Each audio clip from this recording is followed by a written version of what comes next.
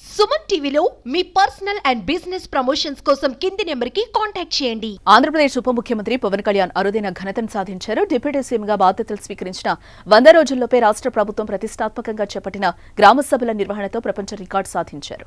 August 23న స్వర్ణగ్రామ panchayat పేరిట రాష్ట్ర వ్యాప్తంగా ఉన్న 13,326 పంచాయతీల్లో ఒకే రోజు గ్రామ సభలు నిర్వహించిన విషయం తెలిసిందే.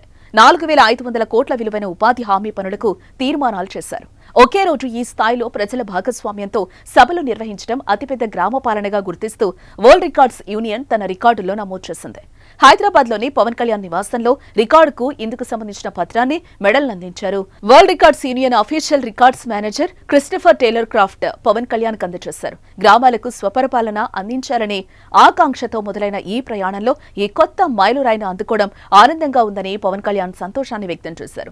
గ్రామ సభలు విజయవంతం చేయడంలో భాగస్వాములైన అధికార యంత్రాంగానికి, స్థానిక సంస్థల ప్రతినిధులకు అభినందనలు తెలిపారు. గ్రామ సభలో పాల్గొని దిశానిర్దేశం చేసిన ముఖ్యమంత్రి చంద్రబాబు నాయుడుకు కృతజ్ఞతలు తెలియజేశారు.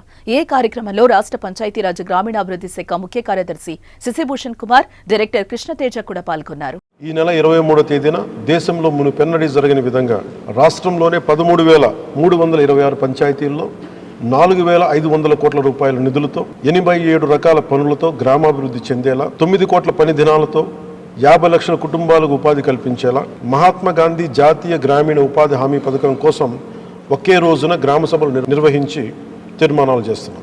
దేశంలోనే పంచాయతీ వ్యవస్థను ప్రవేశపెట్టిన 2వ రాష్ట్రం మనది. 73వ రాజ్యాంగ సవరణ ద్వారా పంచాయతీలకు రాజ్యాంగ ప్రతిపత్తి కల్పించి 3 దశాబ్దాలు దాటింది. ఇప్పుడు 2వ తరం సంస్కరణలతో పంచాయతీ మలిదశ విప్లవం మన ఆంధ్రప్రదేశ్ రాష్ట్రం నుంచే మొదలు పెడుతుంది. గత 3 దశాబ్దాలుగా ప్రతి స్వాతంత్ర దినోత్సవానికి, గణతంత్ర దినోత్సవ వేడుకలకు మైనర్ మేజర్ పంచాయతీలకు నామమాత్రంగా 100 రూపాయలు, 250 రూపాయలు మాత్రమే ఇస్తూ వచ్చారు.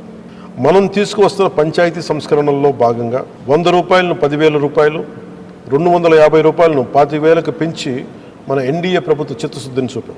ఈ సంస్కరణలకు కొనసాగింపుగా గ్రామ సభలు నిర్వహిస్తున్నాం.